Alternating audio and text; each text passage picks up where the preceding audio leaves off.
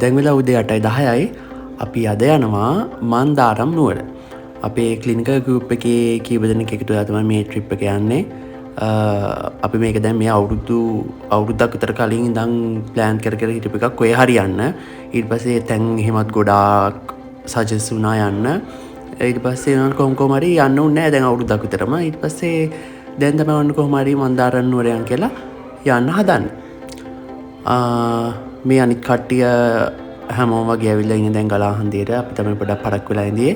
ඒ වුණාට මේ අපි කිව්වා දැන් අද රෑට අපිට බලන්න මේ මොනවද හොල්මන් ෆිල්ම් එකක් ඩවුන්ලෝඩ් කරගමු කියලා. මේ මෝඩ් ළමයි ෆිල්ම් එකක් ඩවුන්ලෝඩ් කරගෙන නැහැ. දේ 7ටද කොහෙද මෙතෙන්ට වෙලා තියෙන්නේ. පැයක් විතර මෙතෙන්ට වෙලා ඉඳලා මේ ඩවුන්ලෝඩ් කරගෙන නැහැ. අපි ඉතින් මේ ෆැකල්ටියට ගිහලා ඒක Wi-Fi එකකින් ෆිල්ම් එකක් ඩවුන්ලෝඩ් කරගෙන තමයි ආවේ. මේගොල්ලෝ ඩවුන්ලෝඩ් කරා නම් ෆිල්ම් 10ක් විතර ඩවුන්ලෝඩ් කරගෙන තිබ්බා. උදේ ආව වෙලාවේ ඩවුන්ලෝඩ් කරන්න පටන් ගත්තා. Hi, good morning මගේ ආදරණීය යාළුවනේ. ඉතින් අසුර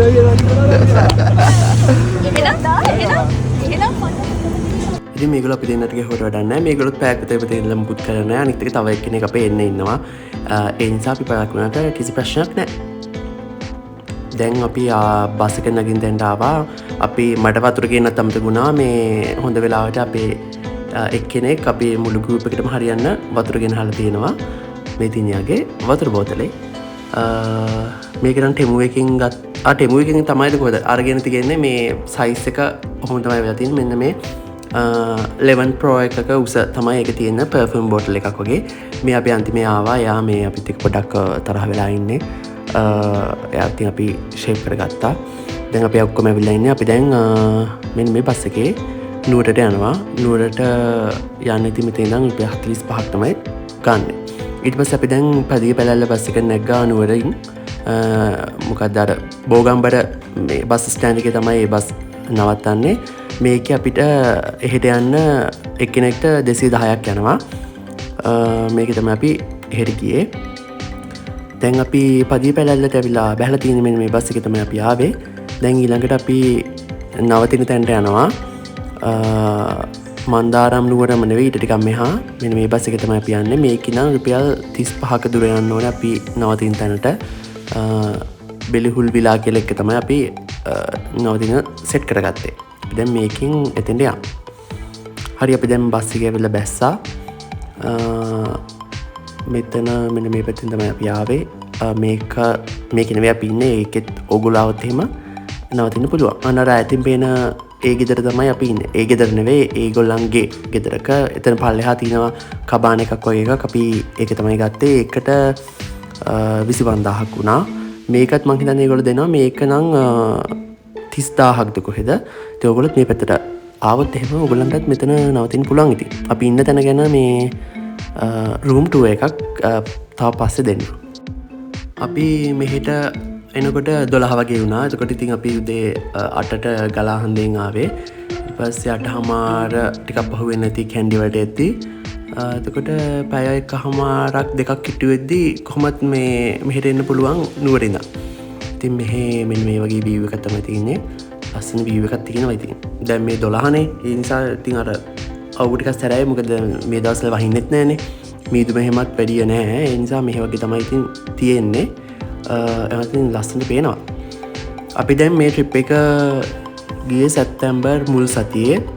ඒ කියන්නේ අපිට ජූලි වල එක්සෑම් එකක් තිබ්බනේ.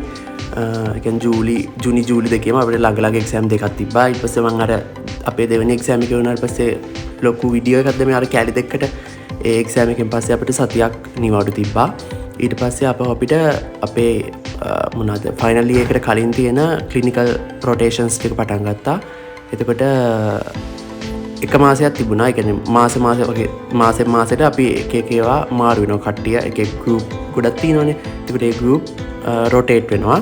දැන් අපිට තිබ්බ අපොයින්ට්මන්ට් එක තමයි තියෙන අමාරු මේ ක්ලිනිකල් රොටේෂන්ස් වලින් තියෙන අමාරුම අපොයින්ට්මන්ට් එක අපි ඉතින් ඒකත් ඉවර කරලා තියෙනවා. ඒ නිසා අපි දැන් ගොඩක් සතුටින් තමයි ඉන්නේ. ඉතින් ඒක ඉවර වුණා. ඒක ඉවර වෙලා මේ ඒක ඉවර වෙච්ච 4 වෙනි සතියේ වීකෙන්ඩ් එකේ තමයි අපිට අර එන්ඩර්පොයින්ට්මන්ට් ඇසස්මන්ට් එකක් තිබ්බේ. අර අපි කලින් ඌව වෙල්ලස්සේ ගියේ මං කලින් දාපු වීඩියෝ එකේ. ඒ ගියේ අපි ඒ අපොයින්ට්මන්ට් එක ඉවර වෙච්ච ගියච්ච සතියේ වීකෙන්ඩ් එකේ.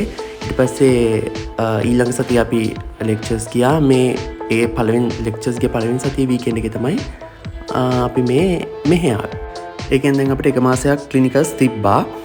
එතකොට උදේ 8 ඉඳන් හවස 4 වෙනකන් ක්ලිනිකල්ස් තියෙනවා. සෙන්සුරාදා 8 ඉඳන් 12 වෙනකන් තියෙනවා. සමහර දවස්වල ඉරිදත් යන්න වෙනවා. සමහර දවස්වලට සෙන්සුරාදාත් ගොඩක් රැ වෙනකන් ඉන්න වෙනවා. ඉතින් අපිට තිබ්බ මේ අපොයින්ට්මන්ට් එකේ නම් 8:04 නෙවෙයි යන්නේ කොහොමත් 5:05 වගේ උදේ යනවා. සමහර දවස්වලට 6:00-7:00 හවස එන්න පුළුවන්. අනිත් දවස්වලට රෑ 12:05 වෙනා තමයි අපි හොස්ටල් යන්නේ. ඒකයි කිව්වේ ඒක ගොඩක් අමාරු අපොයින්ට්මන්ට් එකක් කියලා. ඉතින් අනිත් ඒවා නම් අර වගේ තමයි තියෙන්නේ. ඊට පස්සේ අපිට සති 3ක් තියෙනවා ලෙක්චර්ස්. 8 ඉඳන් 4 වෙනකන් මේ සති 3 ලෙක්චර්ස් විතරයි තියෙන්නේ. ඊට පස්සේ ආපහු අපේ ක්ලිනිකල් රොටේෂන්ස් පටන් ගන්නවා මාසේ දිගට යන්න. ඉතින් අපි දැන් මේ පල්ලෙහාට යන ගමන් ඉන්නේ අපි නවතින තැනට. අපි දවස් 2ක් තමයි ආවේ. අද ආවා අද රැට මෙහි ඉඳලා ඉතින් ආපහු හෙට ඉතින් මේ යනවා. අපි ගොඩක් තැන් අපිට බලන්න යන්න වෙයිද දන්නේ නැහැ. අපි කොහොම හරි මේ ප්ලෑන් කරගෙන ඉන්නේ ට්‍රිප් එකක් යමු කියලා කට්ටියකට. මොනාද ඉතින් අර ඔලුවපට නිදහස් වෙන්නත් වගේ. ඉතින් අර ඒ පරමාර්ථයෙන් තමයි අපි ආවේ. ඒක නිසා අපිට ගොඩක් තැන්වලට යන්න පුළුවන් වෙයිද දන්නේ නැහැ. අපි කොහොම හරි ඇකඩමික් ප්‍රදේශයෙන් මිදිලා වෙන තැනකට වෙලා පොඩ්ඩක් ඉන්න කියලා හිතාගෙන තමයි ආවේ. ඉතින් අපි පුළුවන් තරම් ඒ විදිහට ඉන්න බලමු. ඉතින් මෙන්න මෙතන තමයි අපි දැන් අද රැට නවතින්නේ. අපිට චෙකින් වෙන්න තියෙන්නේ 1ට. ඒක නිසා අපිට දැන් මැතුරට යන්න එපා කිව්වා. බෑග් ටික මෙතන එළියෙන් තියලා ඉන්දියට කමක් නැහැ කිව්වා. ඉතින් අපි බෑග් ටික මෙතනින් තියලා උඩහා තව ඒ කියන්නේ මන්දාරම් නුවර පැත්තට ගිහිල්ලා එහෙ මොන හරි බලන්න තියෙනවා නම් බලලා පොඩ්ඩක් ඇවිදලා ඉන්න කියලා තමයි හිතාගෙන ඉන්නේ. ඉතින් මෙතන අපේ කබාන එක තියෙනකොට මෙන්න මෙතනින් මෙන්න මේ වගේ 12 පාරක් යනවා. ඉතින් අපිට ඒක නාන්නත් පුළුවන්. ඇත්තටම දැන් නම් අපිට නාන්න හිතෙනවා. මොකද ගොඩක් රස්නේනේ. ඒ වුණාට අපි දැන් අනා ඉඳියොත් එහෙම අපිට ඇවිදින්න යන්න වෙලාව මදි වෙන හින්දා අපි ඊට පස්සේ අවසානයේ තීරණය කරා මේ කොහේ හරි ගිහිල්ලා ඇවිදලා ඇවිල්ලා පස්සේ නානවා කියලා. ඉතින් මෙතන ඇත්තටම හරි ලස්සනයි. මෙතන view එකත් ලස්සනයි. කියන්නේ 12 පාරකුත් තියෙනවා. ආයේ මේ කබන එකේ view එකත් ලස්සනට තියෙනවා. ඉතින් ඇත්තටම මෙතන හරි හොඳ නිදහස් පරිසරයක්. අපි හිතනවා අපි හොඳ තැනක් තෝරගත්තා කියලා මේ අපේ මනස නිදහස් කරගන්න නවතින්න. හරි අපි එහෙනම් දැන් රූම් ටූර් එකක් ගිහලා බලමු අපේ කබාන එක තුල කොහොමද තියෙන්නේ කියලා. මෙන්න මෙතන පොඩි බංකුවක් තියෙනවා නිදහසේ වාඩි වෙලා තේ බොන්න. මෙන්න මේ වගේ කෑල්ලක් තියෙනවා යනකොටම. මෙතන මීටර් එකක් තියෙනවා. ඊට පස්සේ ඇඳවල් 3ක් තියෙනවා. ඒ එකක දෙන්නෙට වගේ නිදා ගන්න පුළුවන් සැප පහසුව විදිහට. තව මෙන්න මේ වගේ ඇඳුම් වනන රැක් තියෙනවා. ආය මොනවද මේ charging point ඒ වගේවත් තියෙනවා. මේ කාමරේ 3-4ක් විතර තිබ්බා. මෙන්න මෙහෙම තමයි මේ පේන්නේ. ඊට පස්සේ එතනින් මේ පැත්තට එති මෙතන තව කාමරයක් තියෙනවා. ඒකෙත් ඇඳවල් දෙකක් තියෙනවා. මේ වතුර අර ෆිල්ටර් එකක් නෙමෙයි වතුර දාන එකක් තියෙනවා. මෙන්න මෙතන අපිට පෙරව ගන්න බ්ලැන්කට්ස් තියලා තියෙනවා. ඊට පස්සේ මෙතන තියෙනවා වොෂ්රූම් එක. වොෂ්රූම් එක තුල මේ වගේ තමයි තියෙන්නේ. ඒක තමයි. ඒකෙත් මීටර් එකක් තියෙනවා. කොමෙන්ට් එකක් තියෙනවා. නාන එක හොදන්න අවශ්‍ය දේවල් මේ ෂවර්ස් තියෙනවා. ඊට පස්සේ මේ කාමරේ මේකෙත් මේ ඇඳේ නම් 3 දෙනෙක් වගේ වෙනවා නිදා ගන්න පුළුවන්. මේකෙත් ඉතින් ෆෑන් එකකුත් තියෙනවා. මේ charging ports තියෙනවා. මොනවාද රෙදි වන මේවත් තියෙනවා. එහෙම අර කෑලි 3කට තමයි මේ තියෙන්නේ. ඊට පස්සේ මෙන්න මේගොල්ලන්ගේ එළියේ තව බාත්රූම් එකක් තියෙනවා. ඒ බාත්රූම් එක තියෙන්නේ මෙන්න මේ විදිහට. මේකේ කෑලි 3ක් විදිහට තමයි තියෙන්නේ. කාමර වෙන වෙනම ලොක් කරන්න පුළුවන් දොරවල් වලින් වහලා. ඒ වුණාට මේ වොෂ්රූම් තියෙන ඇතුළ එකයිනේ. මෙන්න මේ හොට් වෝටර් තියෙනවා. මේ තියෙන එළියේ එකේ හොට් වෝටර් එක ඇතුළේ එකෙත් මම හිතන්නේ හොට් වෝටර් එකක් ඇති. කින් බලමු.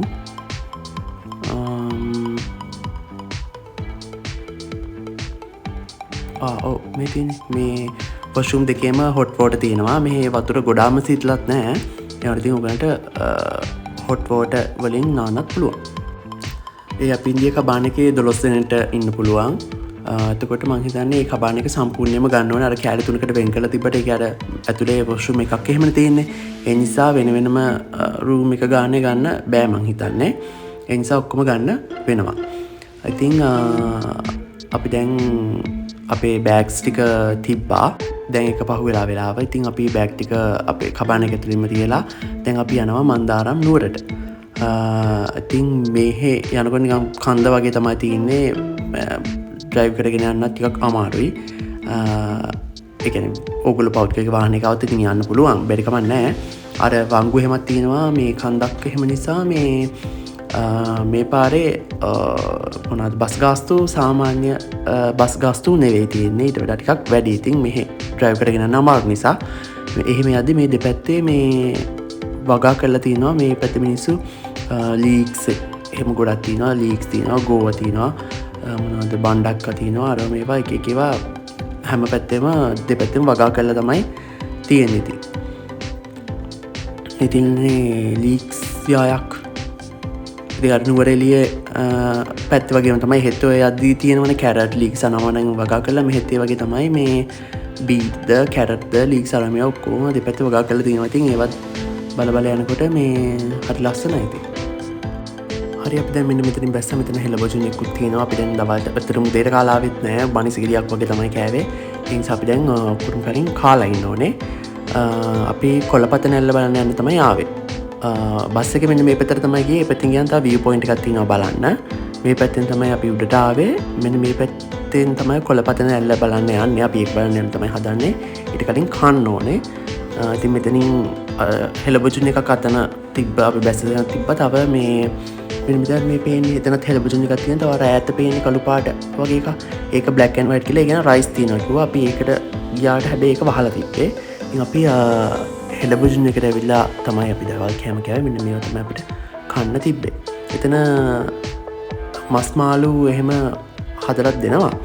හැබැයි ටිකක් වෙලා යනවා කියලා කිව්වා මේ මස් එහෙම හදන්න ඕන නම්. ඉතින් අපිට බිත්තර හදලා දෙන්නම් කිව්වා. බිත්තර කෑම එකක් එතන 300යි, ලෝලු කෑම එකක් 250යි. ඉතින් අපි දවල්ට එතනින් තමයි කෑවේ. ඒ බෙදලා දුන්න ටික මදි වුණොත් එහෙම තව කන්න කියලාත් අපිට බෙදලා දුන්නා.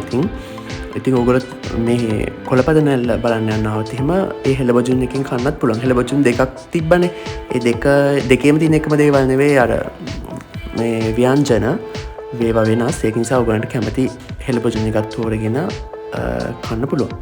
අපි දැන් මේ උඩහට යන ගමන් තමයි ඉන්නේ.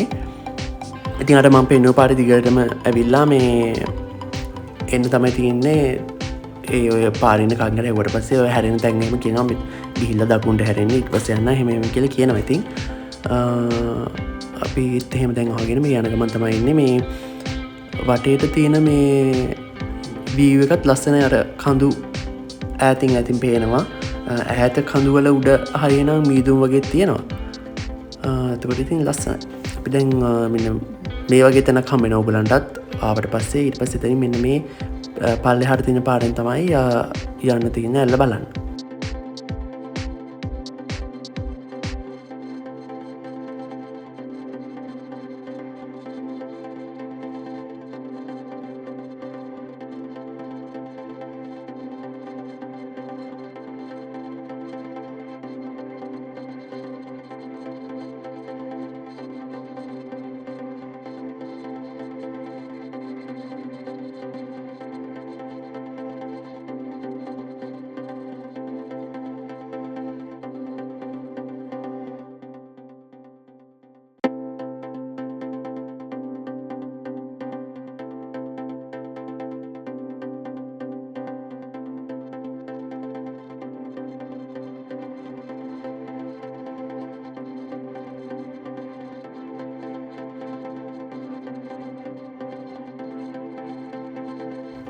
මේ හරිනම් ඇත්තටම මාරම ලස්සනයි. අර මේ නිකන් අර කාටුන් වල වගේ එහෙම තියෙන්නේ අර ලස්සන අර මොනවාද සුරංගනා කතාවල එහෙම තියෙන අර ඒ වගේ තමයි අර මේ ඈත තියෙන කඳු එහෙම පේන්නේ.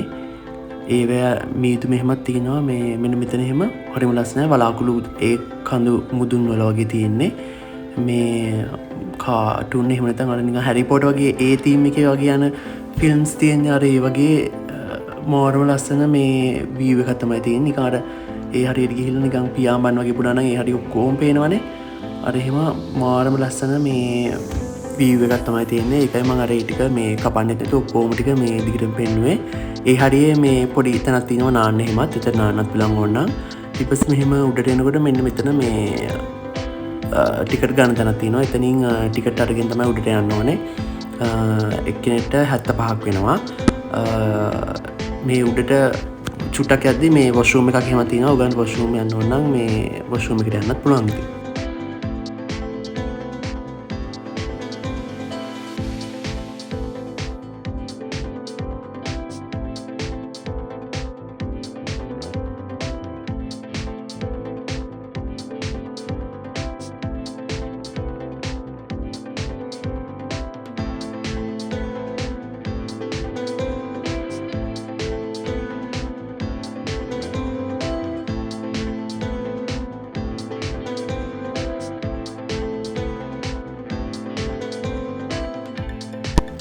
උඩට අද්දි මෙන්න මේ වගේ ඉතින් අර පල්ලෙහාට පෙනිච්ච වීව් එක තව තව ළඟලා ලස්සනට පේනවා. දැන් වෙලාව 3:13යි. ඉතින් ඒ නිසා අවුවත් ටිකක් තියෙන නිසා මේ උඩට කන්ද වගේ නැගගෙනත් යන්න ඕන නිසා ටිකක් අමාරුයි.